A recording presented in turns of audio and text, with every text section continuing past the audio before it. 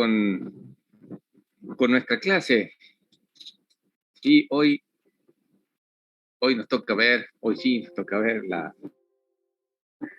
parte de variantes de máquina de Turing, ¿sí? Profe, ¿puedo hacer una consulta sí, antes de comenzar la clase? Sí, te escucho. De autómata pila. Cuando en el apunte menciona que el autómata pila sea determinista y no determinista, o sea, que tenga transición lambda, no significa que sea determinista o no determinista. Sí. Que bueno, que explica que la forma de la, o sea, la función se puede definir de dos formas. Una con la... ¿Hola? No te escucho. ¿Se te cortó?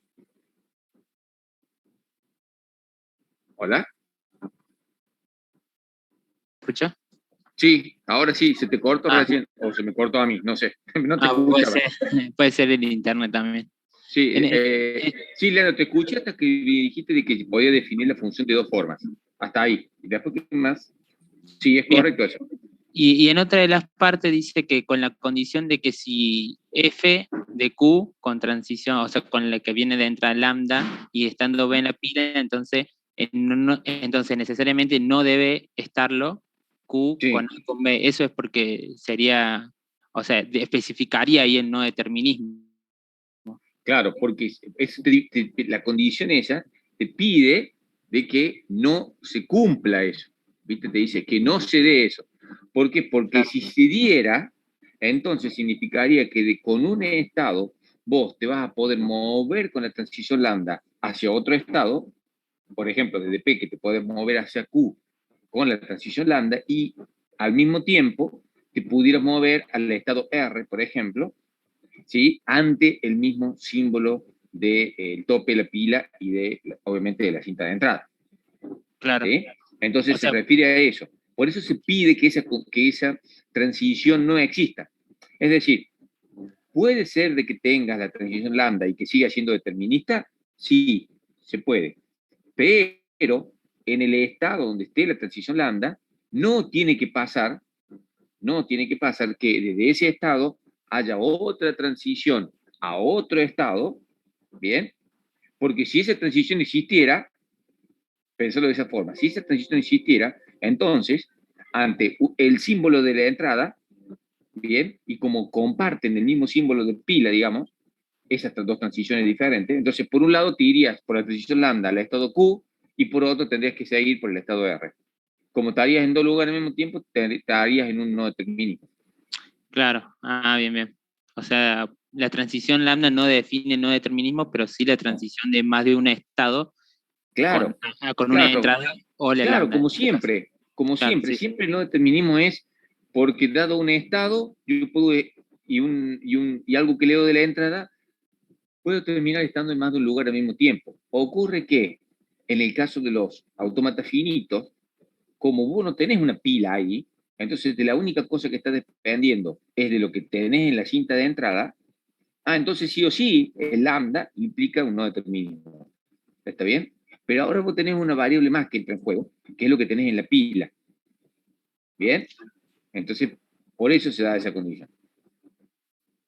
Bien, y si se plantea como la misma condición, pero la pila es diferente, sería siguiendo siendo determinista. O Sí, sea, a ver si sí, escribo acá las sí, sí, funciones en el chat. sí, seguiría siendo determinista. Uh-huh. O sea, la única cosa que no se tiene que dar es que desde un estado P vos te puedas mover a un estado Q con la transición lambda ante un símbolo de tope de pilas, por ejemplo, A, y también que para ese mismo símbolo de tope de pila, ¿sí? Claro. Vos te puedas mover a R, por ejemplo. Eso es lo que no puede pasar. Pero sí te podría, digamos, podría ser que exista esta transición, pero no para el símbolo de tope pila A, sino para el W, por ejemplo. Entonces ahí no Claro, habría problema, porque ahí no bien, bien, estarías violando el determinismo. claro, porque cambiaría la función cambiándole ese parámetro. Y Uh-huh. ahí ya sería no determinista. Exacto. Perdón, seguiría siendo determinista si se Uh-huh. cambia. Y no sé si vio lo que puse en el chat. Ese no, sería disculpa, determinista. Claro, no lo había visto, me había quedado atrás de la otra ventana. A ver acá, Ah, claro, acá me preguntaba lo de autómata pila. Eh, Marchori dice que resolvió el ejercicio la semana acá, pasada, tiene una aprobación acá. directa. eh, Así que ahí lo tiene Nicolás. Quiere sacarse 11 en los parciales, Nicolás, en los finales. Claro. Si lo resolvió. Eh, Está bien. ¿Se Y ahí, entendió? profe, ¿Se entendió sí, ahí? sí, ¿Sí? ahí puse la función esa. Esa función sería determinista, digamos, porque por más que transite con el mismo estado Q, eh, Sí, o sí, sea, con sí, sí. lambda y con A, pero el tope de pila es Sí, diferente. Bien, listo. Sí, sí, se entendió entonces, profe. de 10. ¿Era eso? ¿Era eso la Sí, conducta? sí, Ah, bien. era Bien. eso. Está bien, está bien, está buena la duda porque es una cosa fina, digamos. Una cosa fina y no es tan. Claro, No, no, hay cosas que son para leer así de rápido, de corrido, y se entiende de nomás, pero eso tiene sus detalles. Tiene sí, sus sí, detalles. en el apunte como que la simbología me confundió un poco ahí, pero Ujú. ahí le enganché. Acá cuando nosotros lo vimos eso en clase, bueno, lo vimos con detalles ahí, pero bueno, por ahí pasa el tiempo y por ahí uno se olvida de cómo era, pero sí, Sí, digamos, sí. es, digamos, de esa clase que vimos los autómatas, las definiciones, esa parte es la más importante, digamos, o la que más se utiliza presenta, no sé si la más importante. La Claro. más importante son los autómatas, los analizadores sintácticos, pero esa es la que más detalles tiene, la que Bien. uno puede decir, ¿y acá qué pasó? Bien. Y profe, y si llega a preguntar, o sea, el autómata pila, Ujú, ¿qué gramática reconoce? O sea, nosotros ponemos que reconoce la gramática de tipo 2 ujú. porque dice en algunos lados que, o sea, en el apunte dice que puede reconocer también gramática de tipo 1 algunos. ¿Autómatas a pila? Ah, no, los autómata pila bidireccionales pueden No, reconocer gramática de no, tipo pero 1. esos son otra cosa. Sí, sí, sí, son Ah, otros entonces, modelos que sí, nosotros, sí, ahí está había, como nombrado ahí, pero son otras máquinas. O sea, son claro. autómatas pila, pero funcionan totalmente diferente. De hecho, se puede haber nombrado, pero no se ha definido. Fíjate vos que no se definió en ningún momento, si hizo la función de transición, nada. Son otros autómatas que también tienen pila, pero no son estos autómatas a pila. Bien, bien. Básicamente Ah, son otras máquinas que también tienen pila, ¿sí? Pero bueno, se les conoce también como autómatas eh, con pila, bueno, bidireccionales, hay otros que bidireccional. tienen un montón de pila al mismo tiempo, hay otras extensiones. Entonces Otras ya, variantes, claro, claro. Entonces ya el poder de cómputo ahí se modifica mucho, ¿sí? claro. Pero nosotros los que vemos, los autómatas pila que nosotros vemos, que son los que se utilizan en los compiladores de paso, ¿sí? Son todo tipo 2. Ah, Digamos, buenísimo. reconocen el lenguaje tipo 2. Sí, sí. Listo, ya no tengo dudas, profe. Muchas gracias. No, nada. Muy bien. Perfecto, Leandro. Bueno, chicos, ¿estamos de acá? ¿Sí? Vamos a empezar entonces. Ahí, acá, acá lo tenemos a Nicolás, cualquier cosa que nos rompe todos los teoremas. ¿Eh? Vamos a ver, vamos a ver hoy las variantes, como siempre, vamos a ver hoy las variantes, sí, ¿no? Sí. Bueno, ya que estás haciendo el problema de P diferente de NP y te ganas $1.000.000. Y, y chao, ¿no?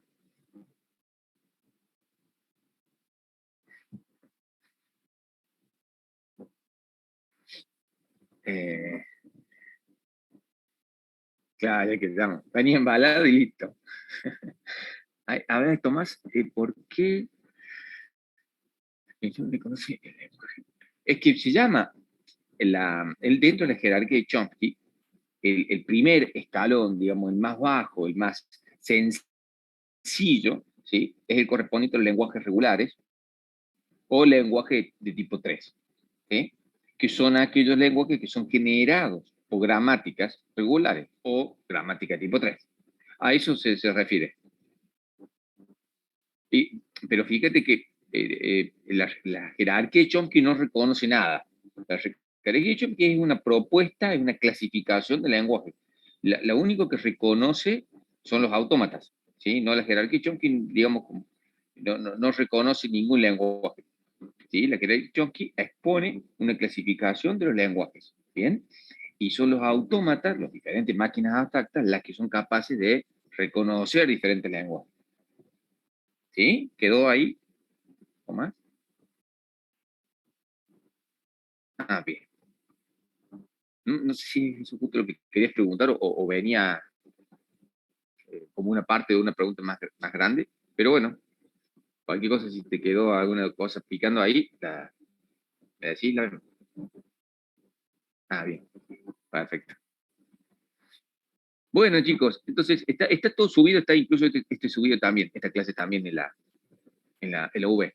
Bueno, vamos a empezar con máquinas de Turing y las diferentes variantes y lo que es complejidad, lo que se suele, en el libro aparece así, complejidad de la máquina de Turing. En realidad es la complejidad que va a tener un algoritmo determinado que puede estar realizado con un ala o con una máquina de Turing. ¿Sí? El primer tema es un tema, el de la máquina de Turing, la variante es un tema netamente teórico. Es un tema que no tiene una implicancia en el práctico. No van a hacer en el práctico variantes de máquina de Turing. Pero sí, desde el punto de vista conceptual teórico, es interesante conocer esta existencia. Luego, el segundo de las cosas que vamos a ver, que es la complejidad, ¿sí? Es importante y tiene un impacto directo en el práctico. De hecho, en el trabajo práctico integrador les van a pedir que eh, realicen algún cálculo de la complejidad de algunas de las máquinas que hayan implementado. Bien. Y por supuesto, desde el punto de vista teórico, también presenta su importancia el cálculo de complejidad. ¿Sí? Básicamente esto es lo que vamos a ver en nuestra clase de hoy. ¿Bien? Entonces, recordemos primero que la máquina de Turing, que inicialmente propuso en 1936 Don Alan Turing, justamente, ¿sí? Fue una máquina que fue definida, digamos, eh, determinista. ¿Sí? Lo que vamos a hacer es notar que, primero, hablamos de que las máquinas de Turing tenían o eran los más expresivos, ¿sí? Las máquinas que tenían mayor poder de cómputo y eran digamos, las máquinas abstractas más expresivas. Bien, entonces surge la siguiente duda: ¿por qué van a haber otras variantes? ¿Le voy a poder agregar algo? ¿Van a poder hacer algo que la máquina de Turing, como nosotros vimos, la determinista, no pueda hacer? No, la respuesta es no. O sea, hay otras variantes, sí, pero todas esas variantes van a ser capaces de resolver exactamente los mismos problemas. Exactamente los mismos problemas. Entonces ocurre un poco lo que pasaba cuando trabajamos con autómatas finitos deterministas. Recuerden que después vimos el no determinista y después vimos el autómata finito bidireccional. Son todos modelos que son equivalentes. Por supuesto, algunos son, digamos, más fáciles de ver, digamos, una técnica más directa de modelado, si se quiere, bien, pero desde el punto de vista teórico, los tres modelos diferentes son capaces de resolver los mismos tipos de problemas. Ocurre eso con las variantes de máquina de Turing, ¿bien? Así que vamos a ver otras variantes, pero todas van a resolver los mismos problemas, ¿bien? La máquina de Turing no determinista, ¿sí?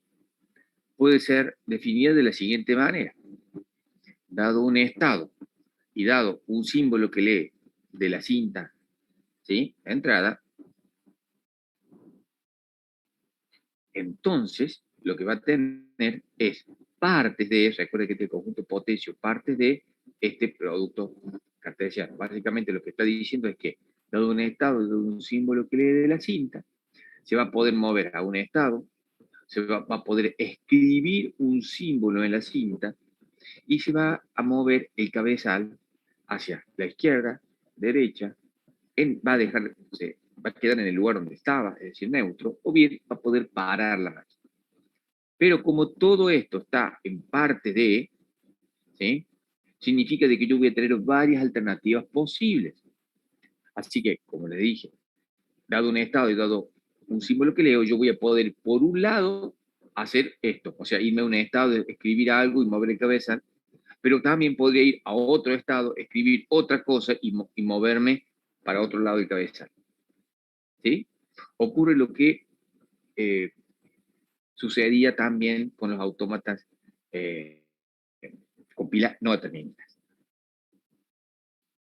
En el sentido de que cada nueva variante del autómata iba creando su propia versión con su propia pila. Bueno, acá pasaría lo mismo con su propia cinta. ¿Bien? Entonces, como que cada una de estas nuevas variantes tendría su propia cinta, ¿sí? Y su propia posición del cabezal, por supuesto, porque por un lado la puedo estar moviendo hacia la derecha y por otro lado puedo mover el cabezal hacia la izquierda. ¿Bien? No hay problema con esto. Resulta de que, ¿por qué se define esto? Bueno, esto puede permitir encontrar un problema, digamos, de manera más eficiente. ¿Está bien? Porque se está resolviendo al mismo tiempo varias alternativas. ¿Bien?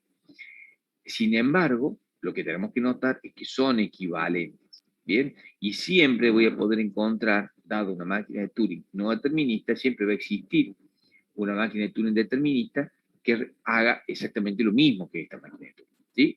La máquina de Turing determinista posiblemente sea más grande, tenga más estados, ¿bien?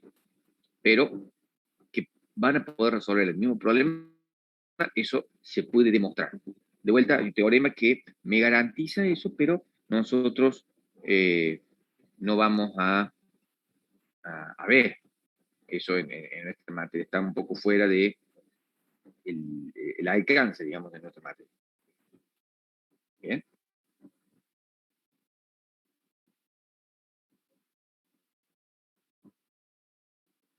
Entonces, surge una pregunta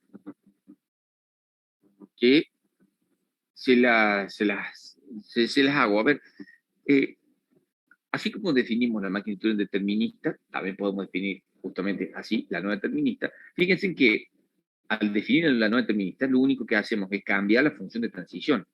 Todos los otros componentes de la definición siguen exactamente igual. ¿Bien? La pregunta sería, ¿tiene sentido definir una máquina de Turing no determinista con transiciones lambda? ¿Qué les parece? ¿Tendría sentido definirla con transiciones lambda?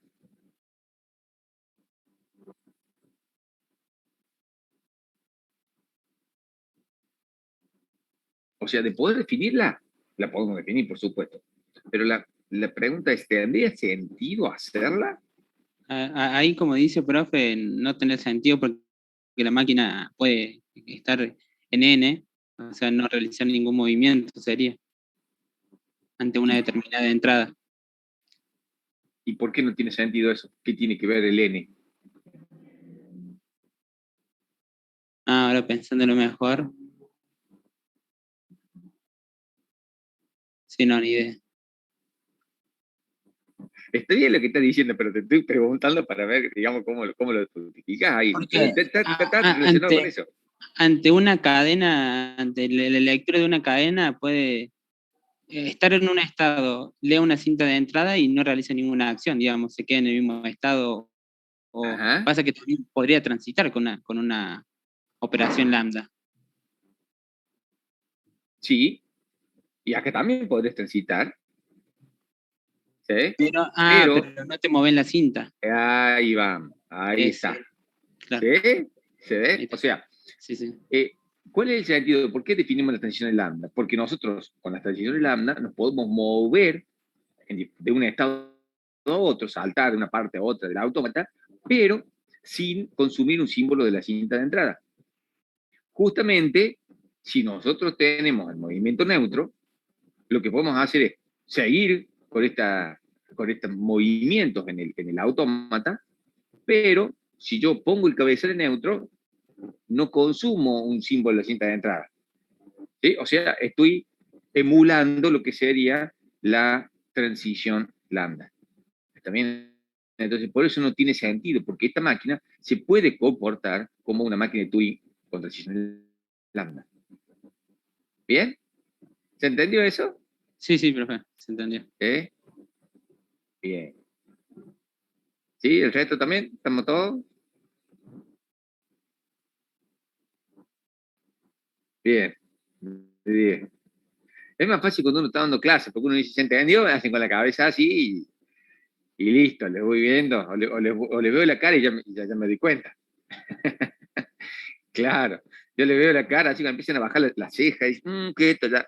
Ya uno ya sabe qué parte se puede complicar o no. Bueno, esta no es una parte, pero hay otra parte que uno empieza a ver ahí caras así como que, ¿sí? O cara de que uno está chupando un limón, porque no se entiende.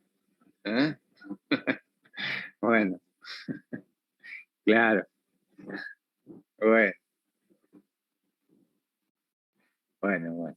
Ahí estamos. Seguimos entonces, de 10. Miren, acá tenemos básicamente un compendio de diferentes variantes de máquina de Turing, que el libro también las menciona, digamos, escuetamente, ¿sí? Y es un poco lo que nos interesa, porque no vamos a ser prácticos con esto, no vamos a estar trabajando mucho con esto, pero sí nos interesa hablar un poco de la existencia de este tipo de variantes, ¿sí? Y para comentarle este tipo de variantes, me voy a ir para la pizarrita virtual. ¿Eh? Fíjense en acá, vamos a hablar de diferentes variantes de máquina de Turing y vamos a mencionar una máquina de Turing modular. Vamos a mencionar también una combinación de máquinas de Turing. ¿Sí? Esta es otra variante. Es combinación de máquinas de Turing. Son máquinas de Turing, ¿sí? Independientes que operan en secuencia sobre la misma cinta. ¿Sí? Entonces vamos a ver estas dos que están relacionadas. ¿Sí? Y después volvemos para ver estas restantes. A ver, venir por aquí. Bien. Entonces, lo primero que me decía de que una de las variantes podría ser la máquina de Turing modular. Bien. Máquina de Turing modular. ¿Todo bien en la pizarra? Sí, profesor, hay blanco. Ahí está, perfecto. Bien. Entonces, la máquina de Turing modular, bien, para entender esto uno tiene que básicamente pensar, piensen cuando ustedes trabajaban en un programa en Python, el primer año, ¿sí? Al principio, cuando hacían los programas, bueno, trabajaban todo en la script principal, ¿no es cierto? Y después, al ir avanzando sobre la materia, dijeron, no, resulta que hay formas, digamos, mucho más estructuradas justamente de trabajar, de dividir el problema en subproblemas, y surgen los conceptos de módulos, ¿sí? Módulos de funciones, ¿sí? Como pensando en las divisiones funcionales más que módulo de paquete en Python, ¿sí? Pero también son grandes módulos, si se quiere, ¿sí? Entonces, también, no, sí, todavía no escribí nada. No, era para ver si estaba acá. ¿Sí? Ahí estamos, una rayita, bueno. Listo. Sí, todavía no escribí. Entonces, resulta que cuando trabajamos, ¿sí? En programación, bueno, es útil el concepto eh, digamos, de hacer una función, ¿sí? Esa función le llama un módulo. Bueno, piensen en lo siguiente. Yo podría aquí tener, esto es un estado, ¿sí? Este es otro. Y piensen de que esto es una simplificación de una máquina de Turing, ¿sí? Vamos que esta es una máquina de Turing. Vamos a poner otro estado más aquí, ¿no? Y vamos a decir, a ver qué hecho si lo puedo hacer una chiquita.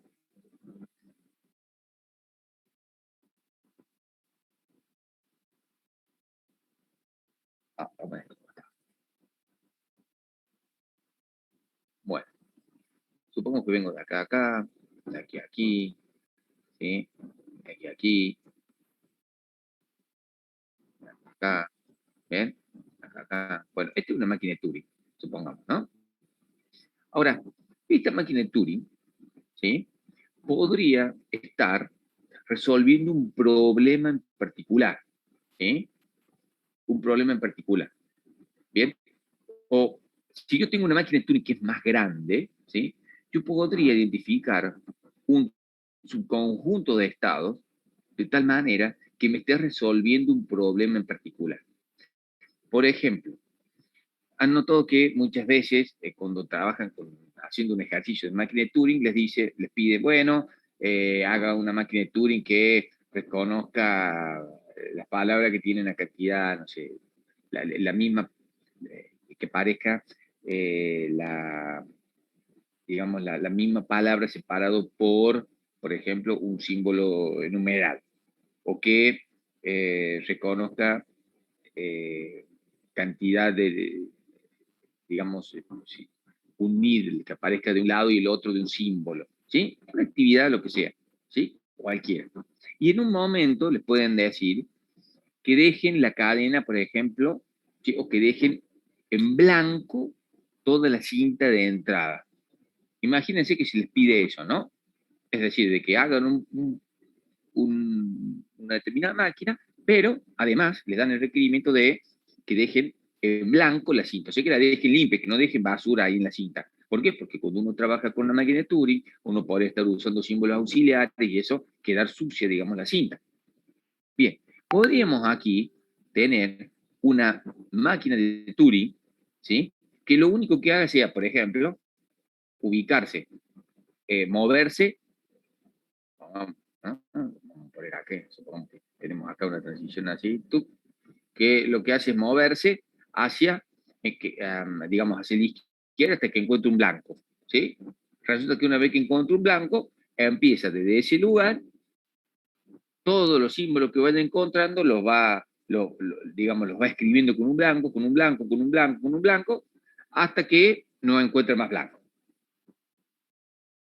¿Sí? Hasta que deja todo limpia la cinta. Entonces, toda esta máquina que resuelve un problema en particular, el problema particular que está resolviendo es dejarme en blanco la cinta, podría ser pensada como una especie de función en un lenguaje de programación. ¿Bien? Entonces, esto está funcionando como un pequeño módulo. Todo esto, yo lo puedo pensar como una cajita. ¿Bien? Todo esto me va a resolver un problema en particular que va a ser limpiarme la cadena que quedó en la cinta. ¿Bien? Así que, si uno tiene una pequeña máquina Turing que haga esto, entonces uno, si uno está trabajando aquí con una máquina de Turing más grande, ¿sí? Bien, imagínense que de acá voy acá, que de acá voy acá, y en un determinado momento me hace falta limpiar la cinta o hacer una actividad y después hacer otra cosa, entonces yo desde alguno de estos estados podría decir, tú, invoco esta máquina de Turing que haga una determinada tarea y luego, por ejemplo, que vuelva acá. ¿Está bien? O sea, estoy invocando, estoy haciendo que eh, exista un pedazo de máquina de Turing que me resuelva un problema en concreto, que haga una actividad en concreto y que después vuelva a una máquina de Turing más grande y que después siga procesando o haciendo otra actividad. Y eventualmente, desde otro estado, yo también podría agarrar y decir, bueno, la vuelvo a llamar. Eso también podría pasar. Este módulo podría ser llamado varias veces. ¿Está bien? Entonces, si estamos ante una situación como esta, fíjense que esto es una máquina de Turing modular. Es una máquina de Turing, bien, que puede ser pensada como una función de alto nivel, que permite ser reutilizada dentro del diseño de una máquina de Turing más elaborada. Bien, entonces, de hecho, este bloquecito podría no tan solo ser útil en este diseño de máquina de Turing, sino que este mismo bloque podría ser útil en otra máquina de Turing. ¿Sí? De la misma forma que si ustedes hacen una función en Python que limpie la pantalla, bueno, esa función podría ser útil en muchos programas, ¿no es cierto? Bueno, aquí pasa lo mismo. Bien, entonces máquina de Turing modular se refiere a este concepto. ¿Sí? A la reutilización de una submáquina de Turing, básicamente. ¿Se entendió esta idea? ¿Sí? El libro lo menciona así, digamos, muy sucintamente, y yo acá lo que hago es mostrarles, digamos, cómo sería, al menos visualmente, un poquito la idea de una máquina de Turing modular. ¿Cómo sería combinación de máquinas de Turing?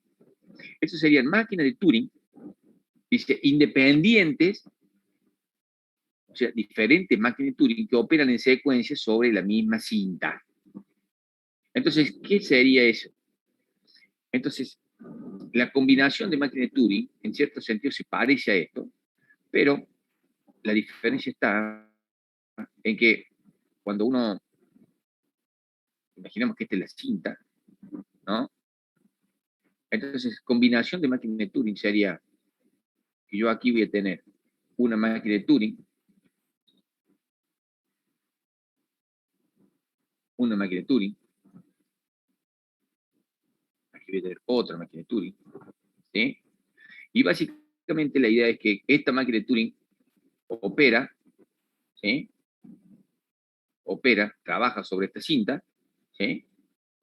Y cuando esta máquina de Turing termina, me va a dejar algo en la cinta, ¿bien? Ese algo en la cinta que vaya a dejar me va a servir como entrada a la otra máquina de Turing, como si fuera una línea de montaje, ¿sí? Que un producto necesita que haya pasado por una determinada etapa previa para poder, eh, eh, digamos, hacer una etapa actual. Por ejemplo, yo, si estoy en una línea de montaje eh, de frasco de durazno, ¿sí? ¿Qué ocurre? Bueno, están los frascos, se llena con durazno, se le pone la tapa y después se envasa, ¿bien? Después se hace el packing. Ahora, si aquí yo estoy poniendo las latas dentro de una caja, yo necesito que las latas previamente estén cerradas. No las puedo poner sin que previamente tengan la tapa. Necesito que esté puesta la tapa, y una vez que está puesta la tapa, entonces ahí sí agarro, puedo tomar todas las latas, ponerla en una caja y embalarla. ¿De acuerdo? Bueno, entonces es esa idea de trabajar con múltiples máquinas de Turing, digamos que se van realimentando una con otras. Básicamente la salida de una está siendo utilizada como la entrada a la siguiente, ¿sí? Por eso dice que operan en secuencia, secuencialmente. ¿Bien? A esto nos referimos con combinación de máquina de Turing. ¿Estamos hasta aquí? ¿Se entiende?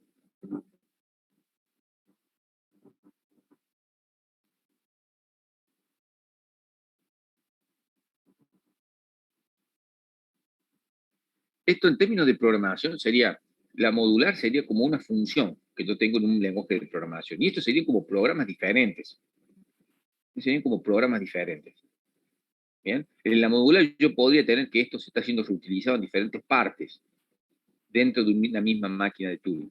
En cambio acá no, estas son máquinas de Turing que son independientes. Esto es una máquina de Turing en sí misma.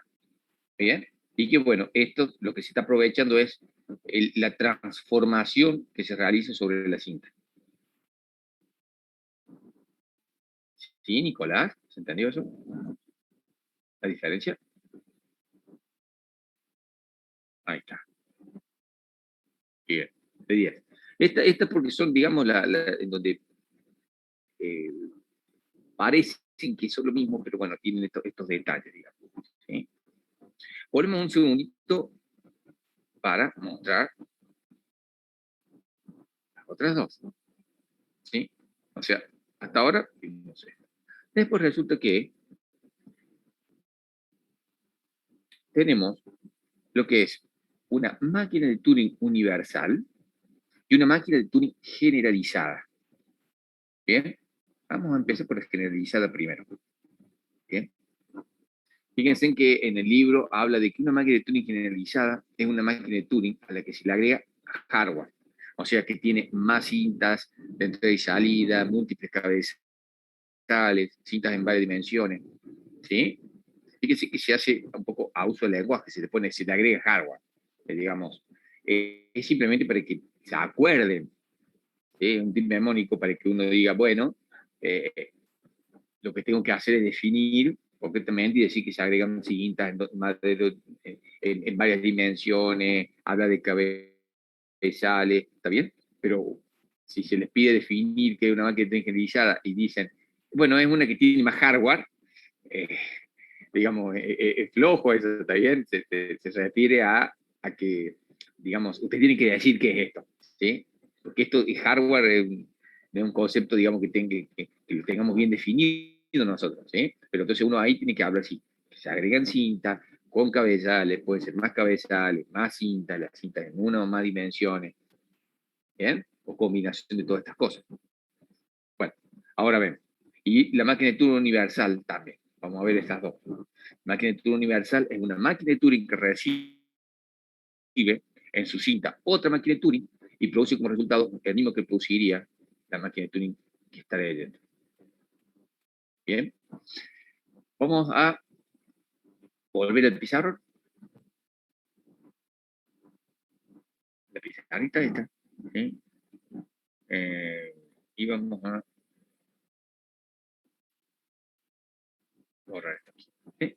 Bueno, entonces, eh, combinación, no, combinación, máquina de Turing generalizada. ¿Bien? Una máquina de Turing, la imaginemos así como una cajita donde adentro tenemos todos los estados. Esta es la máquina de Turing. Vamos a ponerlo aquí. Esta es nuestra máquina de Turing. ¿Sí?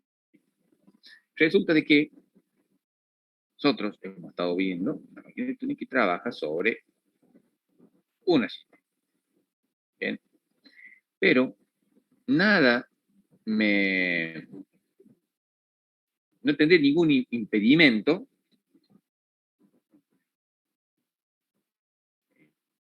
no tendré ningún impedimento en que esta máquina de Turing, ¿sí?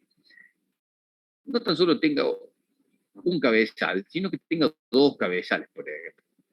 Y que por un lado me lea un símbolo acá y por otro lado me lea un símbolo acá. No sería ningún impedimento a eso. En ese caso hablaríamos de una máquina de Turing generalizada. Bien. Incluso podría pasar de que, vamos a ver, escribir esto así, podría pasar de que tengo otra cinta, no una, sino dos cintas. Bien. Entonces tengo dos cintas y lo que podría hacer es que una máquina de Turing escriba, bien, en, digamos, esta máquina de Turing con un cabezal escriba en esta cinta y con otro cabezal que escriba en esta otra cinta. ¿Sí? ¿Y cuántas cintas puede tener? Muchas. Una, dos, tres, 27. Puede tener múltiples cintas. Y por supuesto, si tengo una nueva cinta, voy a necesitar un nuevo cabezal. Si no, ¿cómo voy a acceder a ella? ¿Bien? Entonces puede ocurrir esto. Y en ese caso, hablamos, ¿sí?, de una máquina de Turing generalizada. ¿Sí? A eso nos referimos con que agrega más hardware. De hecho, si ustedes se fijan, los conceptos de agregar cintas se asemeja al agregar platos en disco duro. ¿Bien? Eh, cuando trabajamos con una cinta, nosotros siempre hemos estado trabajando, escribiendo, por ejemplo, de aquí de izquierda a derecha o de derecha a izquierda. Pero nada me hubiera impedido de trabajar, en vez de trabajar así con una cinta, en una dimensión, de que en realidad esté trabajando con una, ¿eh?, aquí, sí, con una cinta, pero en, supongamos, 2 dimensiones. En cuyo caso tendría una especie de retícula, ¿sí? En donde ya no tengo solamente celdas de izquierda a derecha, sino además puedo agarrar y escribir un valor en cada una de estas casillitas, ¿sí? Como si tuviera una planilla Excel asociada a él. Bien, entonces, por supuesto, siempre va a hacer falta definir nuevamente la función de transición, porque aquí lo que permitiría es moverse de izquierda, derecha, arriba, abajo. Bien, entonces, esta sería una cinta en 2 dimensiones. Y esta cinta puede tener muchas dimensiones en realidad. Bien, entonces, ¿qué es una máquina de Turing generalizada? Es una máquina de Turing a la que se le dota con más cinta, con más cabezales o con cinta en más de una dimensión. ¿Bien? ¿Se entendió esta idea? Por supuesto, observen de que esto me permitiría resolver problemas mucho más rápidos, mucho más rápidamente, digamos. ¿Sí? Es una cuestión de eficiencia por la cual uno define estos nuevos modelos.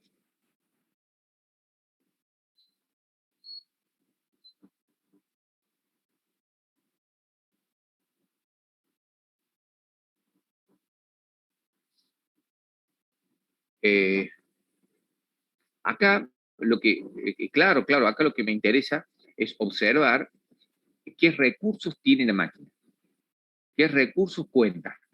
No cómo está funcionando, sino qué recursos cuenta. Por supuesto que al contar con más recursos, el funcionamiento puede hacer uso de esos recursos, ¿está bien? Ahora, si la máquina de Turing tiene 2 cintas asociadas, pero la máquina de Turing no usa esta cinta y solamente escribe en esta, bueno, está desperdiciando todos estos recursos. ¿Bien?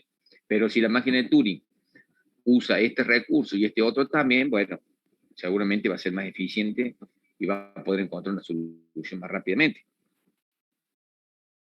¿Bien? Pero cuando hablamos de generalizar, estamos pensando en los recursos que tiene asociado la máquina. ¿Sí?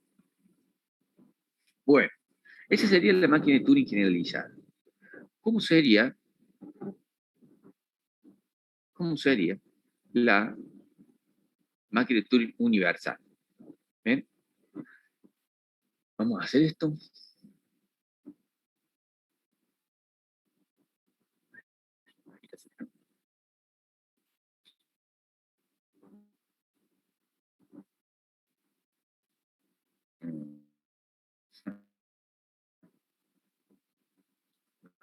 Bueno, lo hacemos. ¿Sí?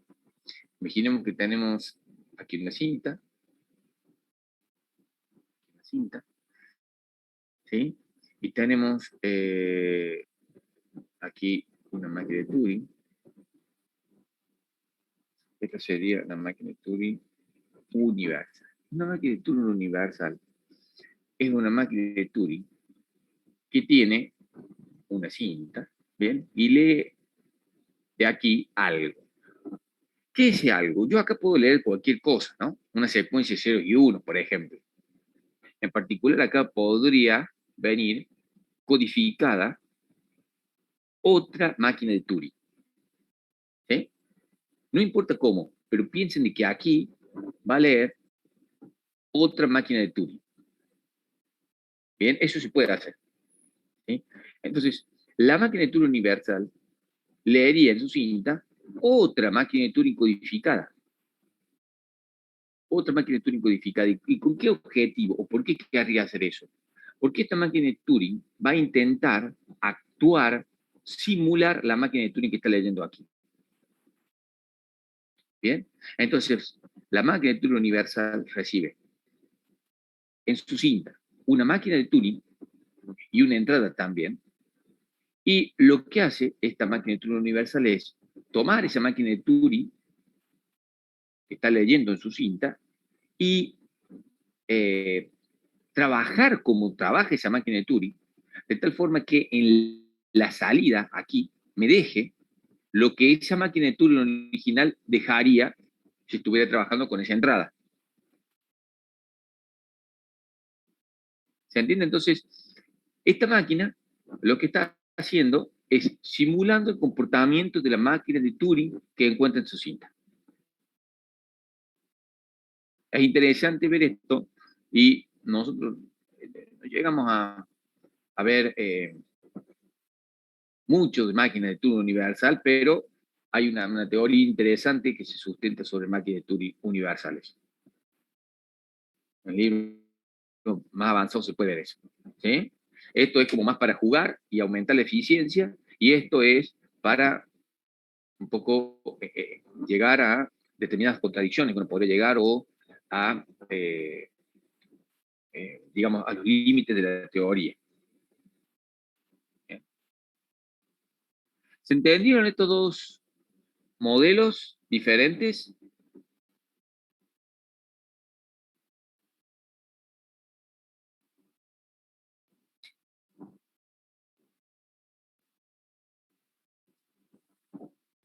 De 10. Bueno, es fácil esto, ¿no? Esto es fácil porque básicamente uno tiene que distinguir uno u otro. ¿Está bien? Y son bastante diferentes. Entonces, generalmente esta parte es fácil y no ahondamos tanto en la materia, ¿eh? Pero no reviste mucha, no es algo que uno pueda entender, digamos. Pueden haber cosas más adelante de este capítulo, pero esto son definiciones más que todo. Y bueno, viéndola con un ejemplo, calculo que se entiende un poco más. ¿Sí? También hay otras variantes, ¿sí? Trabajar con máquinas de Turing probabilistas, ¿sí? Muchas veces se usan estos modelos alternativos no tan solo para la eficiencia, sino para estudiar determinados comportamientos que pueden tener las máquinas, comportamientos que pueden llegar a ser contradictorios, eh, problemas de bloqueos mutuos que van a haber en sistema operativo. En el sistema operativo van a haber bloqueos mutuos entre procesos. Bueno, eso también puede simularse con máquinas de Turing. ¿Eh? Pero bueno, son conceptos de sistema operativo que pueden ser simulados. Digamos, conceptos que no son tan fácil modelarlos. Bueno, acá hay una herramienta para eso.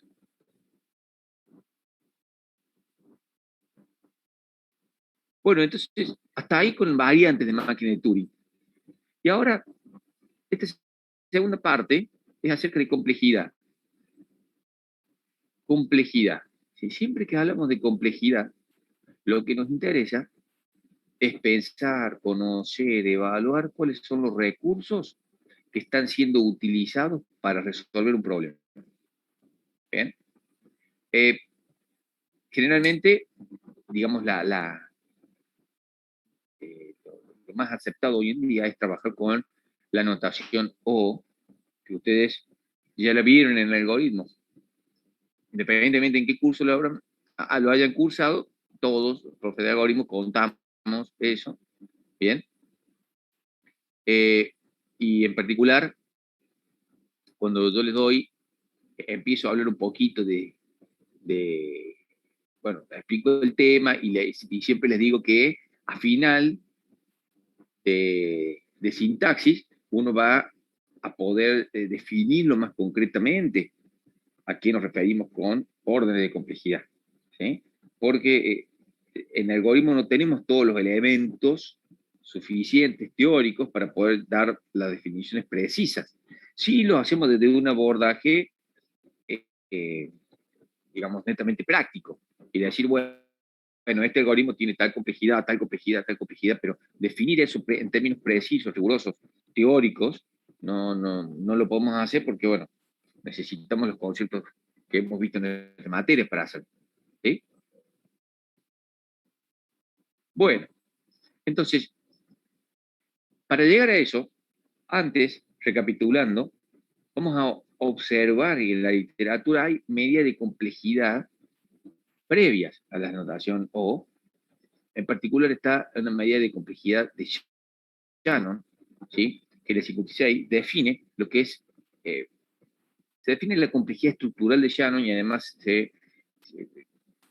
digamos, se enuncian dos teoremas con sus respectivas pruebas, por supuesto. ¿Sí? Shannon hablaba de una complejidad estructural. Cuando hablamos de complejidad estructural de Shannon, ¿sí? la complejidad estructural de Shannon es una cosa muy sencilla, porque la complejidad estructural de Shannon es la cantidad,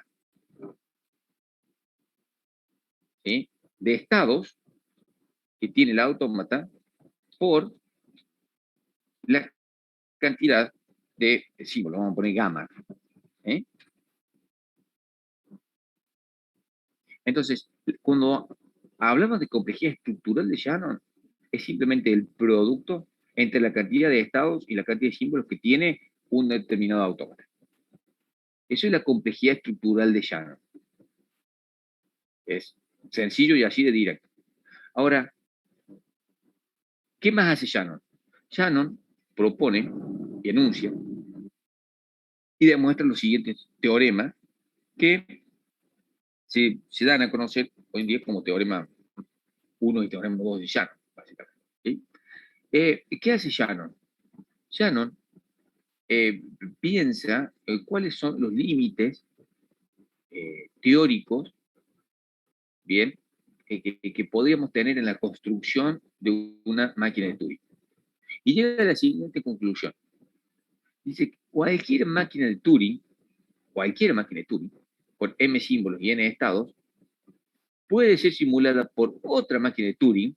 Cuando estamos hablando de puede ser simulada, estamos hablando pensando en una máquina de Turing universal. ¿Sí? Ahora, esa máquina de Turing universal puede llegar a tener dos estados. O sea, fíjense, de una máquina de Turing genérica, yo podría construir otra que tenga solo dos estados. ¿Pero qué va a pasar? Bueno, va a crecer la cantidad de símbolos. ¿Sí? Acá me dice que lo sumo va a tener 4m por n más m símbolos.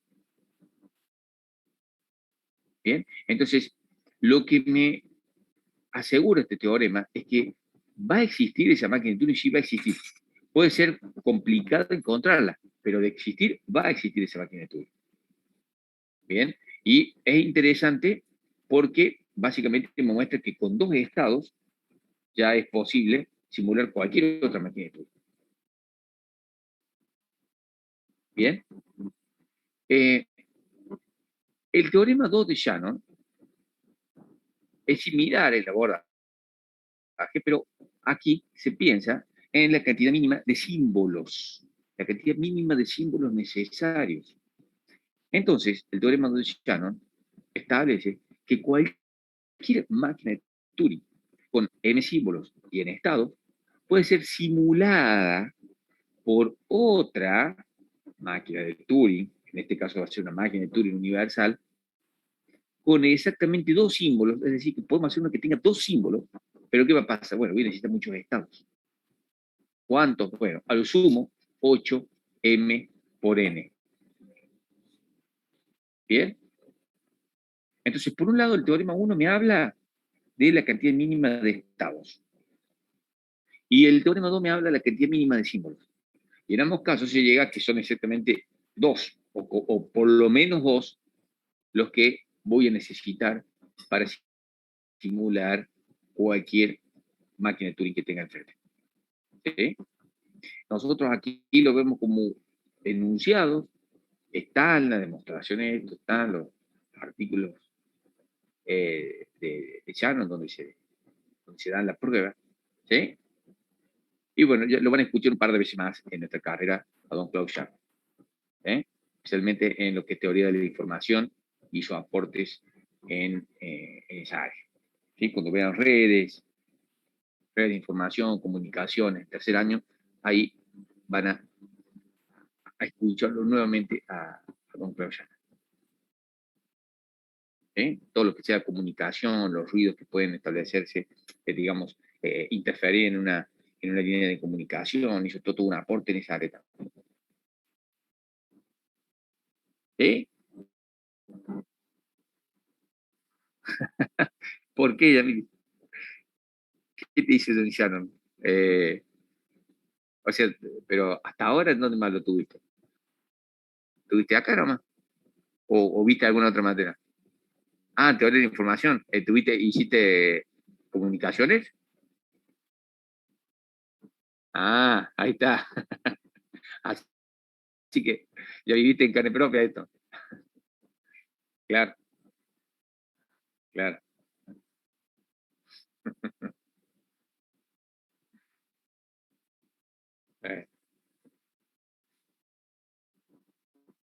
Eh, un matemático que aportó mucho a la ciencia de la computación en sus orígenes, ¿sí? Además, aportó, bueno, todo lo que es teoría de información y eso tiene una aplicación directa en electrónica. ¿Sí? Bueno, seguimos entonces. Bueno, ¿estamos hasta aquí? ¿Se entendió esto, no? Bueno, bien.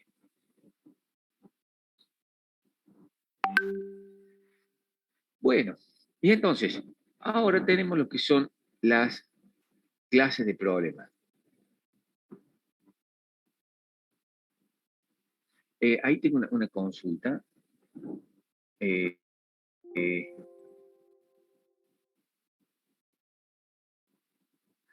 ¿A qué te referís, Tomás, cuando hablas de índice de complejidad? Pero en realidad la respuesta es no de esto, pero no sé a qué te estás refiriendo con índice de complejidad. Los teoremas de Shannon están abordando otra cosa, están estableciendo límites teóricos, ¿sí? Límites teóricos para las máquinas de Turing universales, básicamente. ¿Bien? No tiene que ver con índice de complejidad de una máquina de Turing en concreto. ¿Bien? Entonces, cuando trabajas con, eh, con determinados indicadores, ponerle de complejidad, si eso es lo que te está refiriendo, a la, a la función T de n o a la función O de n de alguna máquina, bueno, eso es otra cosa y si la notación no. ¿Sí? Ahora vamos a llegar, cuando vemos acá, un poquitito más adelante, y vamos a ver un ejemplo con una máquina de Turing concreta. Quizás a eso te estabas refiriendo. ¿Sí? Pero en principio no tiene que ver con eso, ya, sino que más que todo, digamos, son preguntas teóricas que responde Jan. ¿Eh? Preguntas teóricas conceptuales, interesantes también, porque habla de los límites. ¿Eh? Bueno, entonces, esto les sonará un poco también de primer año, ¿sí? Porque en primer año hablamos también de clases de problemas. Bueno, retomemos un poco esas ideas. ¿Bien? Todos los problemas con los cuales trabajaron en el algoritmo de estructura de datos del año pasado, todos esos caen en clase P. Son todos problemas de tipo P. ¿Qué eran los problemas de tipo P? Los definimos, ahora sí, formalmente. ¿Sí? Fíjense que estas definiciones no las podemos dar en primer año porque no se entiende qué es esto, qué es una máquina de Turing no determinista o una máquina de Turing determinista. Bueno, ahora sí estamos en condiciones de definirlo formalmente a esto y concretamente. Bien, entonces, los problemas se clasifican. Bien, hay una gran eh, cantidad de clasificaciones. Acá solamente mostramos tres. Hay más de 120 clasificaciones. ¿Sí? Acá estamos mostrando tres solamente, que son las tres más usadas, nombradas, utilizadas. ¿Bien? La clase P es una clase que agrupa, ¿sí?, a problemas que tienen una determinada característica. Resulta que la característica que tienen esos problemas es que pueden ser resueltos por máquinas de Turing deterministas en tiempo polinómico. ¿Sí? Tiempo polinómico significa, de acuerdo a una función de crecimiento, digamos que sigue un polinomio. No importa si el polinomio es x al cuadrado o el polinomio es x a la 127 por 32 x al cubo. No interesa, es polinómico. Puede ser muy lento incluso, por más que sea polinómico, puede ser una función costosa también. Pero bueno, no interesa en cuanto a la clasificación como problema tipo P. ¿Sí? Entonces, los problemas tipo P son aquellos que pueden ser resueltos por máquinas de Turing deterministas en tiempo polinómico. Luego, tenemos otra clase de problemas, que son los problemas NP. ¿Qué son los problemas NP? Son problemas que pueden ser resueltos por máquinas de Turing no deterministas en tiempos polinómicos. ¿Bien? Pero para que una máquina de Turing no determinista le demore un tiempo polinómico encontrar la solución, ¿sí? Eso, en la práctica, implica que si yo tendría que utilizar una máquina de Turing, o si utilizar una máquina de Turing determinista para resolver este problema, entonces esa máquina de Turing me insumiría un tiempo exponencial para resolver este problema. ¿Sí? O sea, lo que la máquina de Turing no determinista me lo resuelve en tiempo polinómico, la máquina de Turing determinista me lo va a resolver en tiempo exponencial. ¿Bien? Por eso, en la práctica, cuando uno habla de problemas NP, son problemas que van a ser de la forma 2 a la n o alguna cosa similar. ¿Bien? Son problemas que vamos a necesitar una cantidad exponencial en función de la longitud del problema, el tamaño del problema. Para que crezca de forma exponencial al tamaño del problema. ¿Bien? Resulta que dentro de la clase NP hay un conjunto de problemas distinguidos, ¿sí? Un conjunto de problemas que se llaman NP completos, ¿sí? Los problemas NP completos, bien, como en su conjunto van a ser de tipo NP, pero tienen una característica de estos problemas. Resulta que si se pudiera descubrir, ¿bien?, una solución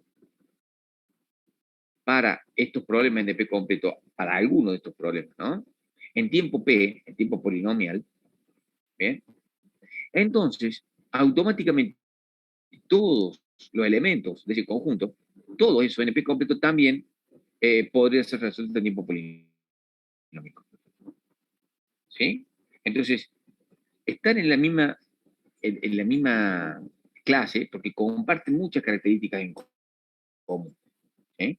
Entonces, resulta de que si yo puedo resolver uno de esos en tiempo polinómico, entonces los otros, como son muy parecidos, entre comillas, resulta que también van a poder ser resueltos en tiempo polinómico. ¿Bien?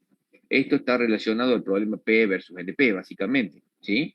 No estamos diciendo que hay una solución de tipo P. Estamos diciendo que si se descubriera, si eso fuera posible, entonces automáticamente todos los que están aquí adentro también podrían ser resueltos en tiempo P. ¿Bien? Por supuesto, se supone de que esa solución en tiempo P no existe. ¿Bien? Pero estamos hablando qué pasa si existiera.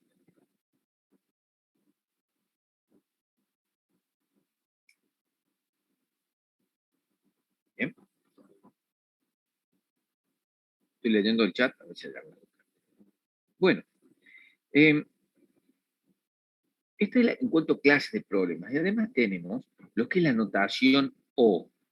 La notación O. La notación O, ¿sí?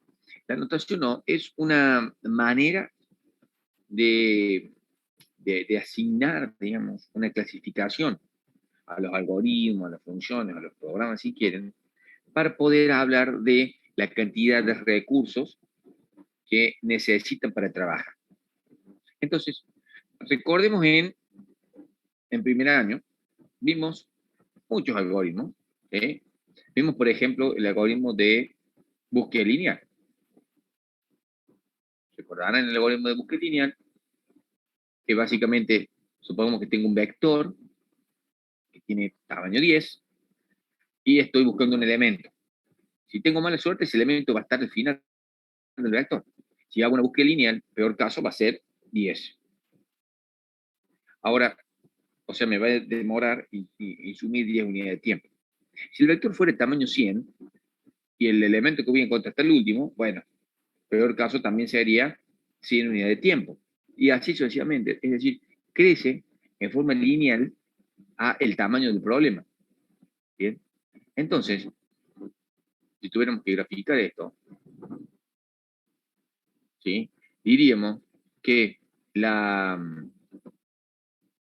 el crecimiento, ¿sí?, el crecimiento de la función del algoritmo de búsqueda lineal es así, por ejemplo. ¿Sí? Una función lineal, donde, por supuesto, aquí tengo n, que es el tamaño del problema, poner aquí n, el tamaño del problema, y aquí t.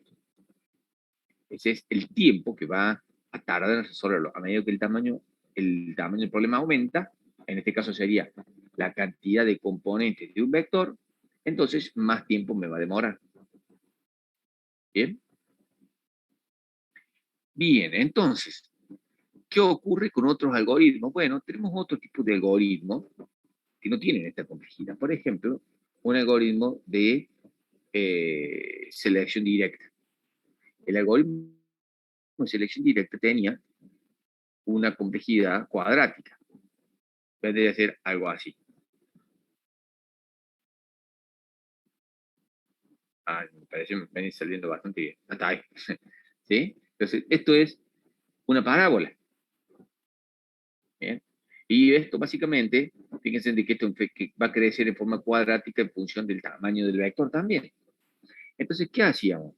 Decíamos, bueno, acá hablábamos de la, digamos, de la complejidad temporal y espacial. Estamos pensando en tiempo ahora, ¿no? Pero exactamente lo mismo se puede aplicar a complejidad espacial. En complejidad temporal hablamos de el tiempo, unidades de tiempo necesarias para resolver un problema. Entonces, en el caso de búsqueda lineal, teníamos que la función era O de n. ¿Sí? Era O de n. Ese es el costo ¿eh? de recursos necesarios para procesar vectores de tamaño n. Esto, la complejidad es lineal. Y en el caso del algoritmo de selección directa, bueno, esa complejidad era O de n. Estoy viendo si tengo el simbolito. Bueno, no tengo el del exponente. Bueno, O de n le voy a poner así. ¿Sí? Pero esto no tengo el supraíndice ahí, ¿sí? Pero esto es n cuadrado. ¿Bien? Entonces, esto sería para el algoritmo de selección directa. Y así cada algoritmo, en función del uso de sus recursos, de memoria que necesite, de cuánto se demore, va a tener una complejidad diferente. Entonces, la notación O lo que hace es hablar, ¿sí?, de cuántos recursos tiende a consumir o necesitar en función del tamaño del problema, ¿bien? Y cómo va a relacionarse con el tiempo o la memoria, o el espacio, digamos. ¿Sí? Vimos muchos algoritmos. Vimos esto, algoritmo de, por ejemplo, de búsqueda binaria. El algoritmo de búsqueda binaria era n log n, perdón, log n. El algoritmo de quicksort era n log n. ¿Sí? Entonces, multiplicación de matrices, por ejemplo, era algo de O de n cubo. ¿Bien? De lo de recursos, sí, de que la notación O es una manera de representar los recursos que va a necesitar el algoritmo a medida de que crece el tamaño del problema que resuelve. Si a medida que crece, este es un ejemplo, ¿no? Si a medida que crece n, la relación con el tiempo es lineal, entonces hablamos de una complejidad lineal. Si a medida que crece el tamaño del problema, el tiempo va creciendo como una función cuadrática, entonces hablamos de que la complejidad es O de n cuadrado. ¿Sí? ¿Por qué? Porque los recursos van creciendo, fíjate que estos recursos van creciendo mucho más rápido que esto, entonces esto va a ser mucho más lento que esto. ¿Sí? Y el peor, digamos, de los peores casos era exponencial, porque el exponencial la hacía así y rápidamente se iba a valores muy, muy grandes.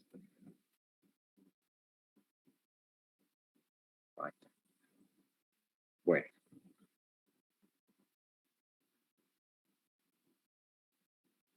¿Sí? ¿Se entendió esto? No, de nada.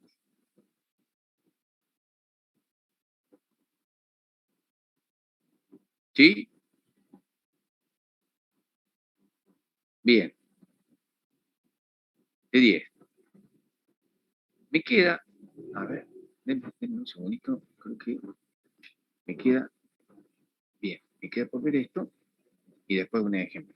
Entonces, les comento esto y después hacemos un recreadito y terminamos de ver el ejemplo en la última parte de esta clase. ¿Sí? Allí van a comer algo, ¿no? ¿Eh? Bueno, un café también puede ser esta hora, ¿no? Depende. Aunque hoy el día estuvo fatal, ¿no? Muchísimo calor, muchísimo calor. Acá con el calor de la computadora que tengo acá, está bastante complicado. Sí. Eh, bueno, entonces, estamos hablando de que es interesante la notación, ¿no? Porque, bueno, me está hablando de cómo es el aprovechamiento, el uso de los recursos. La cuestión es pensar, bueno, está bien, hay funciones que son conocidas y uno dice, bueno, esta función tiene tal orden de complejidad, está estudiada, pero ahora es lo interesante decir, bueno, ahora este algoritmo concreto que tengo yo aquí, que inventé yo, o esta máquina de Turing que hace este problema, o este ala que hace este problema, ¿cuánto tiempo demora? ¿Qué complejidad tiene?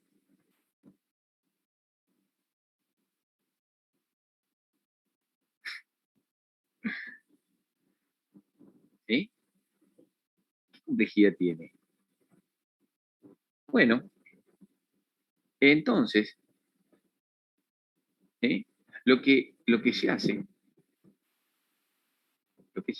es intentar deducir una alternativa, hay varias, ¿eh? Una es tratar de deducir los indicadores, digamos, de complejidad temporal y espacial mediante un estudio detallado del algoritmo.